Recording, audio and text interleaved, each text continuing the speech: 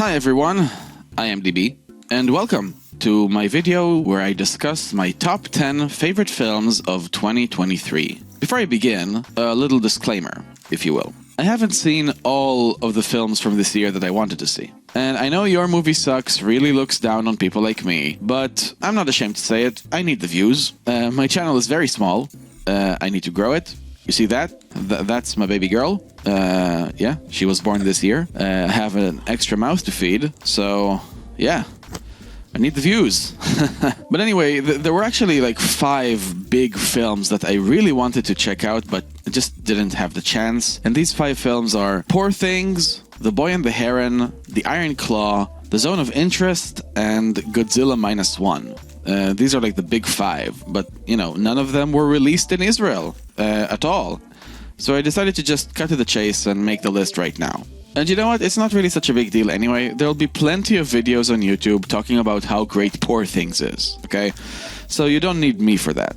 If you're curious, however, these are the 75 films that I have seen this year. 10 less than last year, but again, baby. So yeah, these are the films. So if there's a movie that you like and it's not on my top 10, but it's also not here, then you know why it's not on my top 10, because I haven't watched it. But if the movie you liked isn't on my top 10, but it is here, well, I guess I just didn't like it as much as you did. So yeah, without further ado, let's talk about some movies. I'm going to start with some of my honorable mentions. These movies are films that I liked, but not enough to make it to my actual top 10 list. Also, I'm not going to say every single film that I liked this year. There were way more than 10, way more than 20, way more than 30. The honorable mentions, and my top 10 of course, are the very best, the ones that actually deserve a mention in a video such as this. I'm going to be very brief with the honorable mentions, and these films are in no particular order, so let's go. Kicking off my honorable mentions is a film called Bank of Dave. It's a very charming, feel-good story. I thought it was well done. I loved the characters. Rory Kinnear did a great job, very different from what he did in Men last year. Here he was way more likable. So yeah, Rory Kinnear did a good job. The film also had a romantic aspect in it that I think worked a lot. Just a very fun, light-hearted, feel-good film. Also, it had way more rock than I'd anticipated, which is great. I loved the ending. It was awesome. Didn't expect that at all, walking into it. So yeah, Bank of Dave was surprising. It was well done. I liked it. Next up is Beau is Afraid. This was a trip, wasn't it? I love the unpredictability of the story. I think Joaquin Phoenix did a great job. I love the visual presentation. I thought it was varied. It was meticulous. Ari Aster is a great director. This is only his 3rd feature film, but he already showed that he knows his stuff. The film had some genuinely surprising moments that took me off guard, and it was also pretty funny. So, Beau is Afraid, honorable mention. The Holdovers. It was good. I liked it. Probably not as much as others. I've seen this film top lists, get awards. I wouldn't say I'd go that far. I thought it was good. I also thought it was pretty familiar. I didn't feel like I watched anything in this film that I haven't seen in other films, even in other Alexander Payne films. So it wasn't very special, in my opinion, but it was still a really fun experience. Paul Giamatti was great. Divine Joy Randolph, I hope she wins the Oscar for Best Supporting Actress. I think she deserves it. I liked the visual presentation. I liked the humorous tone of the film. The film worked. It was really good. I liked it. Guardians of the Galaxy Volume 3 was the one shining light for the MCU this year. In a year filled with terrible, utterly terrible superhero movies, blockbusters in general actually. Guardians of the Galaxy Volume 3 stands alone. Just like the previous Guardians of the Galaxy films, this one was really good and I liked it. The only superhero film that deserves a mention this year. Well, save for one, but we'll get there. The film was way more emotional than I anticipated, and I actually thought it was a welcome surprise. The whole story surrounding Rocket, I think, was really well done. The special effects were great, the action scenes were great. There was this hallway scene that was amazing. Of course, it's not a masterpiece, it's not like one of the greatest films ever made, it's still just on an honorable mention, but I wanted to mention it. I enjoyed Guardians of the Galaxy Volume 3. I thought it was great.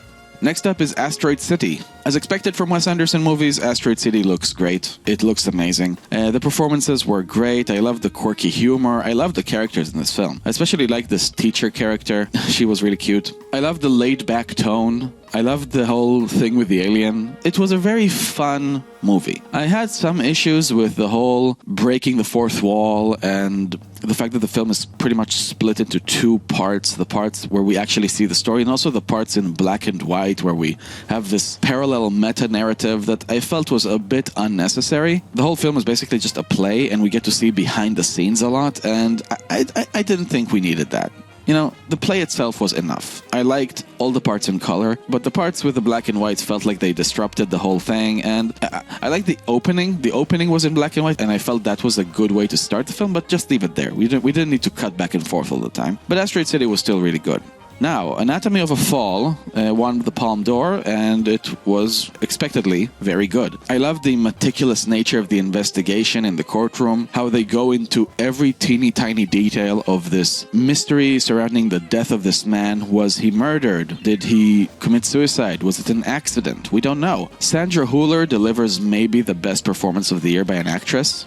She's not going to win Best Actress, but she damn well deserves it, I think. Even the child actor was great, and that's saying a lot. The film had this really cold tone to it. I can't say that I really enjoyed myself while watching this film, but it was definitely a very well executed movie, and I thought it was great, and it deserves a mention. Next up is Priscilla. Is it my favorite biopic of the year?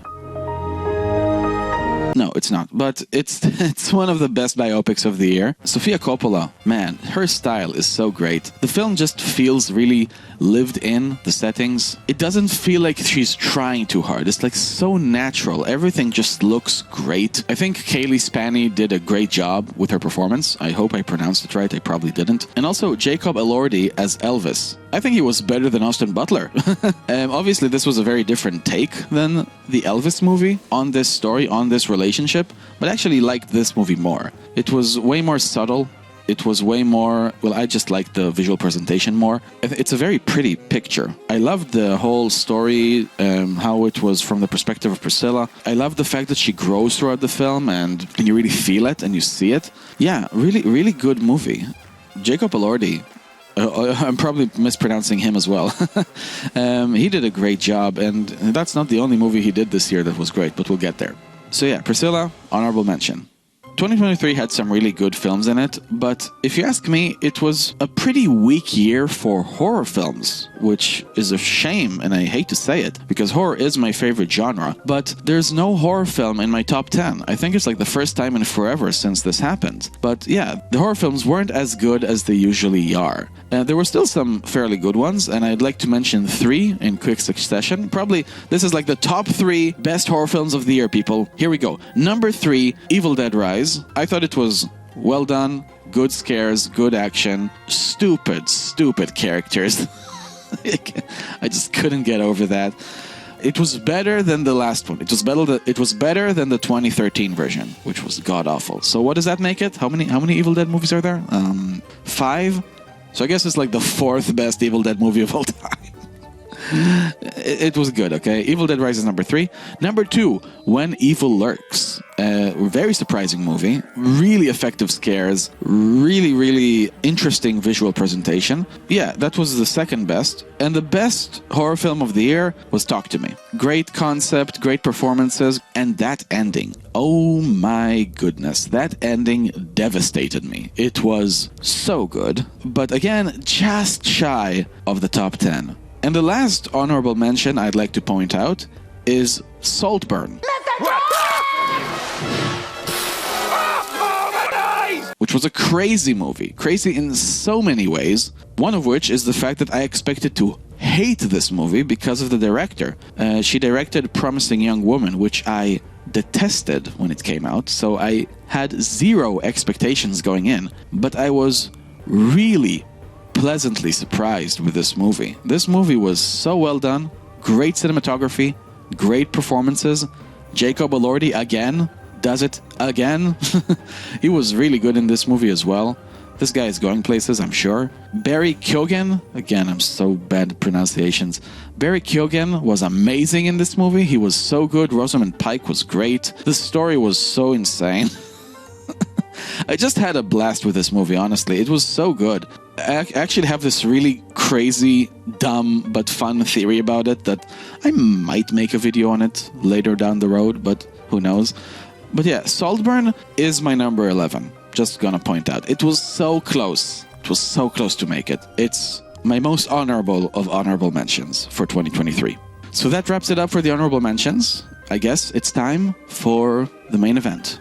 This is my top 10 films of 2023. Number 10. The Caine Mutiny Court Martial. What? I loved this movie. Is it a better courtroom drama than Anatomy of a Fall? Probably not, technically speaking, but I liked this one more because I had a more personal connection with it. I'm just really happy that this film even exists. This film was directed by William Friedkin, for crying out loud. A legend. He directed The Exorcist 50 years ago. The last movie he directed was Killer Joe 12 years ago. I had no idea this film even existed. I found out about it on a whim. It was a complete accident because, newsflash, William Friedkin passed away this year, really early on. So it was really surprising to me. I had no idea this movie was coming, and I was shocked. So I knew I had to see it, and I saw it, and it was great. The performances were incredible. I love the concept of the whole film being in one setting, and the film is driven by the performances and the dialogue alone. It really reminded me of 12 Angry Men in a way. Obviously not as good, but it does the job. It does the job really well. Kiefer Sutherland was great as the maybe crazy captain. Lance Reddick, another legend who passed away this year, delivers one of his best performances ever, in my opinion, as the judge. I admit that my praise and enthusiasm is mostly due to my love for the director and my excitement of this film actually being a thing, rather than the actual quality of it, but the film was still great for what it is. The acting was great, the dialogue was incredibly sharp and intriguing. I was hooked from beginning to end. And the ending was a true shocker. I mean, I didn't see this coming. This film was actually pretty unexpected. I mean, I didn't know what was going to happen. And then as the events progressed and we reached the ending, I felt it took a turn in a very good way. It really stuck the landing. It nailed it. I really enjoyed that ending. I've since found out that there's a much older version of the film starring Humphrey Bogart. This story is insane. I just love the whole experience of finding out about this film, of watching it, of finding stuff out about it after the fact. The reason why this movie is on my list is because of the whole experience surrounding it. But also because the film itself was really good, really well made, and I highly recommend it. So check out The Caine Mutiny Court Martial. Great, great movie. Number 9. Spider-Man Across the Spider-Verse. This was the first film I watched in theaters after my daughter was born, so it was a big event. It was also on my birthday, so it was a really fun time, and I really liked the first one. I thought it was really well animated, really great story, great characters, great action. Everything was great about the first one. So I walked into this one with high expectations, and it delivered. This film was great. It was really good. But I guess I liked it less than other people like it. I mean, this movie, these movies in general, the Spider-Verse movies, people are elevating it so much. People are like singing its praises up to the heavens, celebrating. Wow. I mean, like, it's the greatest thing ever. I wouldn't go that far. I mean, it's not even my favorite animated movie of the year. Spoilers for later, I guess. But it is the best superhero movie of the year by far. Like, the only genuinely great one in the whole year. And it is a good movie. I had some issues with it. I think the pacing might be even a bit too quick, if it's even possible. Also, the fact that it ends on a cliffhanger, it's kind of like a part 1. I don't have like an inherent bias against part 1s, but they do have sort of a handicap. They need to be able to stand on their own for me to really appreciate them completely. And I don't think this film quite achieves that feat. But it was still really well done. The action, the animation, the style, the characters, the story, the twists and turns, the unpredictability of it all. It was a great experience in the movie theater. Also, the villain, this guy, he was really good. I mean, I loved how he starts as kind of like a villain of the week type of character. Like, you think he's gonna be just a throwaway. You think he's just gonna be like the guy that Miles fights in the first scene and we quickly forget about him. But no, he like sticks around, and then he becomes like this great big menace, like threatening to destroy the multiverse. It was really good. I loved the villain in this movie. So yeah, Across the Spider-Verse, really great film. I loved it a lot, but probably not as much as others did. Hence why it's only number 9. But still, the fact that it made the list alone is a testament to how great it is. Number 8. Dream Scenario. Nicolas Cage is practically a fixture of my top 10 lists at this point. Last year, he was in The Unbearable Weight of Massive Talent, and here, he's with us again with Dream Scenario, and we have Nick Cage at his best in this movie. It was a great performance. I loved how his character was utterly detestable, unlikable figure, but also sympathetic at the same time. His performance and the writing really deserve praise here. I loved the concept of this film, and I felt like the concept was really well executed. The film was really funny. I laughed out loud multiple times. The visuals were great. I just felt this film was very unique, well executed, and it also spoke to me on a personal level, so I appreciated that a lot. But the reason why it's only at number 8 and not higher is because of the last 15 minutes. The last 15 minutes of the film kind of fizzle out to an empty climax, and I didn't really like where the story ended up at the very, very end. I felt that was maybe a missed opportunity. But the previous hour and however many minutes, hour and 30 minutes, those were great.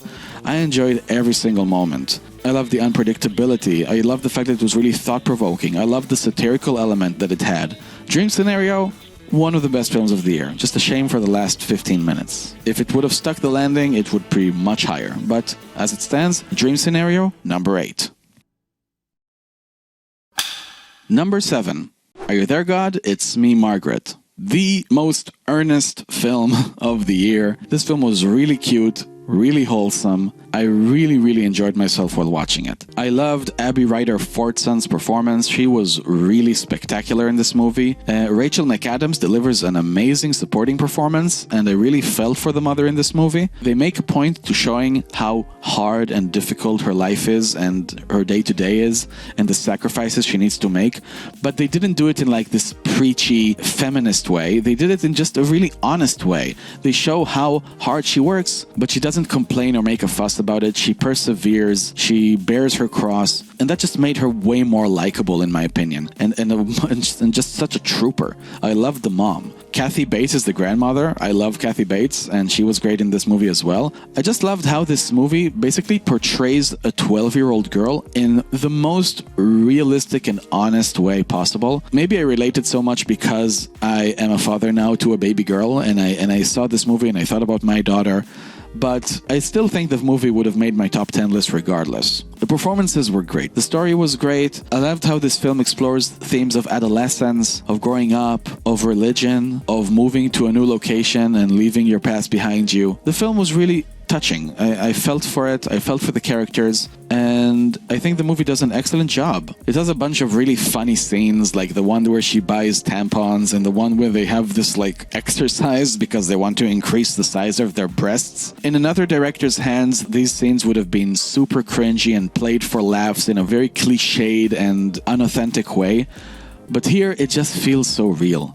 I just love the experience. It was one of the standout experiences watching movies for me this year. Number 6. Remember when I talked about Spider-Verse, when I said that like a part 1 needs to be contained and needs to stand alone in order for me to really enjoy and appreciate it? Well, Mission Impossible Dead Reckoning Part 1 does the job.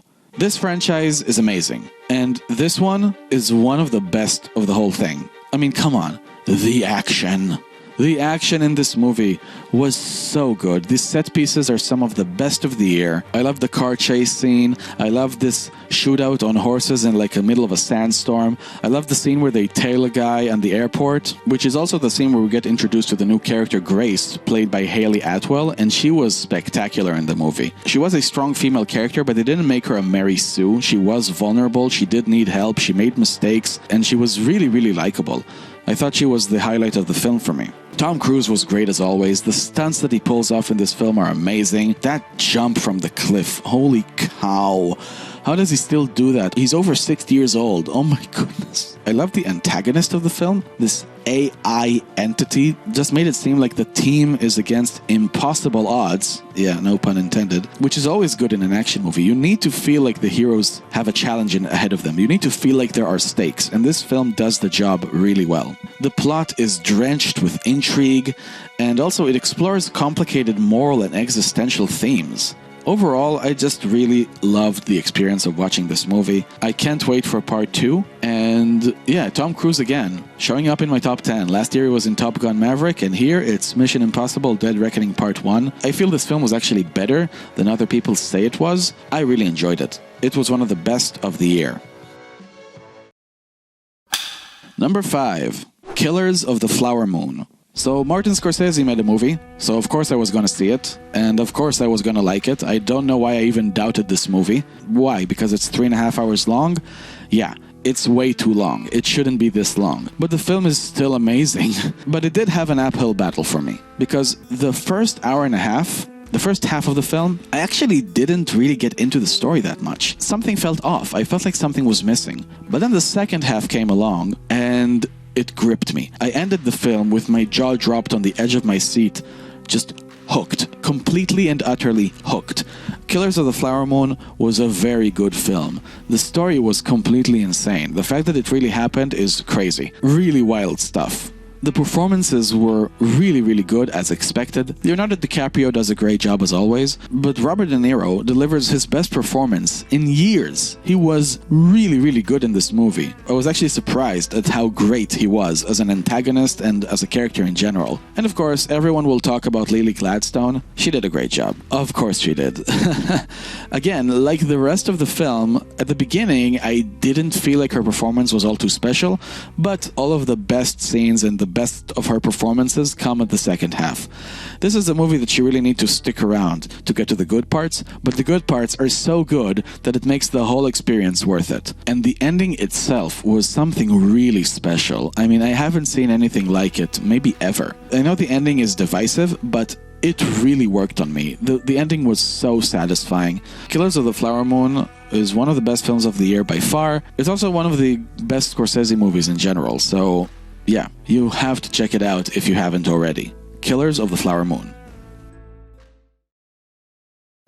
Number 4.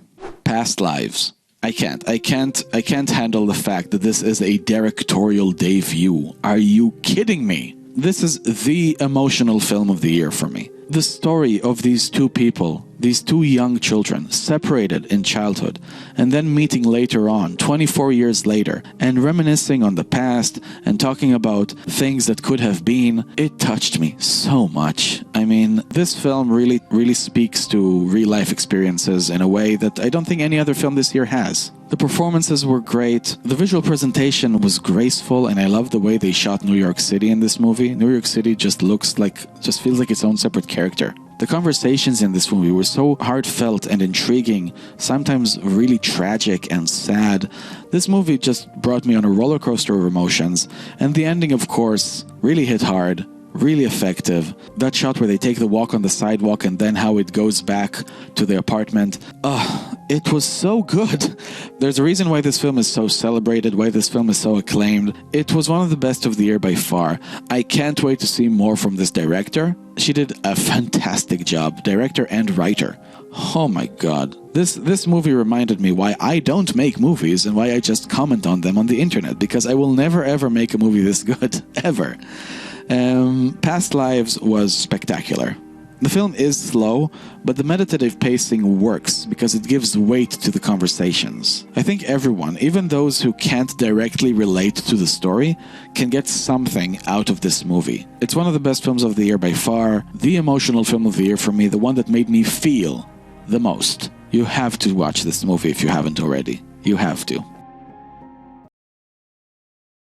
Number 3. I'm really upset that I didn't get to watch The Boy and the Heron before making this list. Hayao Miyazaki making another movie. I just have to see it. I know I do. And I will watch it, definitely. But you know what? To say that it will be my favorite animated film of the year is by no means a guarantee. Because I watched Suzume this year, and oh my god, this movie was amazing. It was incredible. And this is coming from a guy who hasn't seen any Makoto Shinkai movie before this one. Yes, not even Your Name. But after watching this movie, I really need to get on that fast. Suzume is my favorite animated film of the year. The visuals were just amazing. The animation was beautiful. The music was ethereal. It was jaw-dropping. And the story was really intriguing, and it's like a cross-country movie. I love the road trip aspect to the film. I love the fact that the main character meets a bunch of other characters along the way. Speaking of the characters, they were all so good. Suzume herself is one of my favorite protagonists of the year. She was so likable, so brave, so loving and caring and gentle. I really rooted for her all the way. And I cared for her, and I was worried for her because she really puts herself in dangerous situations. There's also a character in this movie who's a chair. A chair is a character. This movie was insane, but it really worked. I loved this movie completely, every single part about it. It takes a bunch of unexpected twists and turns along the way. You never really know what's going to happen or where this film is going to go. And that's an experience that I really, really appreciate when it comes to watching movies. Suzume is my favorite animated film of the year. It's not going to win any awards, which is a shame. But for me, it wins. It's the best. Number 2, Oppenheimer. The movie event of the year. Barbenheimer. But hey, no Barbie to be found on this list. I guess I'll touch on Barbie real quick. I thought Barbie was okay. I understand why so many people enjoy it and love it so much. It just wasn't for me. Too much feminist preachiness. It's just not for me. But I see what was good about it. I think Ryan Gosling was the best thing about it. But yeah, Barbie, whatever. Oppenheimer is the real deal. This movie is probably going to win the Oscar. And it deserves it. Christopher Nolan is probably going to win Best Director. And he deserves it as well. This really feels like his Schindler's List, you know? Christopher Nolan usually makes blockbuster epics, science fiction mind-benders, effects-heavy films. But here he takes a true story with a very, very consequential message, and he totally delivers. Cillian Murphy, one of the best performances of the year. Hope he wins the Oscar over Bradley Cooper. Robert Downey Jr., also one of the best performances he ever delivered. All the performances were great in this movie. The directing, the cinematography, the editing, the sound design, everything in this movie was top-notch, completely top-notch. I guess my one issue with the film is that it's kind of an exhausting experience. I watched this movie in IMAX theaters, and let me tell you, by the end of it, I was beat. Okay, 3 hours of constant dialogue and droning music. It's not that easy to watch. It's an endurance test for sure, but it doesn't take away from the craftsmanship of the film itself. And ultimately, I did enjoy the film. So yeah, Oppenheimer really does feel like the important, serious, consequential film of the year. The movie that people will remember from this year moving forward. It was a cinematic event when it came out. It made a ton of money, and it really deserved it. Just an incredible filmmaking achievement. I don't really need to say much more than this. Oppenheimer was fantastic. So close to being my personal favorite film of the year. But there's one more that beat it. Number 1. 2023 was the most important and meaningful year of my life. It was also probably the most tense and difficult year of my life. I became a father in 2023. My baby girl was born, and it completely changed everything. All of a sudden, I have this wonderful, precious human being in my house that I love and care for so deeply, more than I could ever imagine I can. But also it comes with a new set of really incredible challenges. I took sleep for granted. Oh my goodness. I can't remember the last time I had a good night's sleep. But that wasn't even all of it, because in Israel there was also October 7th, the terrorist attack that massacred my people. And now we're at war and people are dying every day. It's a very difficult moment in time right now. So for me, movies were my escape. Movies were where I found peace. Movies were where I wanted to go to forget my troubles and have a good time. And that's why I decided to put at number 1 on my list the film where I had the most fun watching a film in theaters this year, 2023. And that film is John Wick Chapter 4. Hell yeah. Past Lives is a movie that makes me feel. Oppenheimer is a movie that makes me think. But John Wick Chapter 4 is a movie that I just forget everything and surrender myself to it, and I have a blast. And that's why John Wick Chapter 4 is number 1. The action scenes in this movie are the best action scenes of the year, and they're also some of the best action scenes in film history. The technical aspects of the film are great. The lighting, the cinematography, the editing, the choreography, everything about the action scenes was spectacular. And it's a good thing too, because action is over half of the entire movie. Sure, Keanu Reeves can't act. Sure, the story is completely stupid. But John Wick Chapter 4 did something very special. It made me not care even a little bit about its flaws. I watched it in IMAX and I had a complete and utter blast from beginning to end. I watched the entire trilogy for the first time, mind you, in preparation for watching this movie, and this whole experience of John Wick, all of the films, but especially the last one, was the highlight of my year in regards to watching films. The scene in Osaka, the scene in the club, and the scene in Paris. 3 movie moments where I completely lost myself and just had the best of times. But even beyond the action, I just really like the characters in this movie. Donnie Yen's character was really, really good. I loved everything about him. I loved the performance, I loved his backstory, and I loved the way he fights. I thought the villain was probably the best villain in the entire John Wick franchise. And Bill Skarsgård did an amazing job with the performance as well. The film didn't take itself seriously in terms of the plot or the characters or anything. Like it didn't try to pretend to have any meaning to it or something deep, but the film did take itself supremely seriously in terms of the craftsmanship, of the technical elements. And that's the part that I appreciate. That's the part that I want every film to take seriously. The actual filmmaking part. This is probably the most I've felt for an action movie since Kill Bill. Yeah, that's how great it is. So I hope I explained to you why, for me, John Wick Chapter 4 is my favorite film of 2023. It has been ever since I watched it back in March, and since then, no film was able to pass it. Oppenheimer came close, but no cigar. John Wick Chapter 4, number 1. Yeah, so thank you very much. That was the top 10. I hope you enjoyed it. That's 2023 wrapped up. Hello, 2024. If you like this video and you want to see more, please subscribe to my channel and check out my other videos. What were your top 10 films of the year? Let me know in the comments. Leave a like, all that jazz. Thank you very much. Have a wonderful year, and I'll see you soon.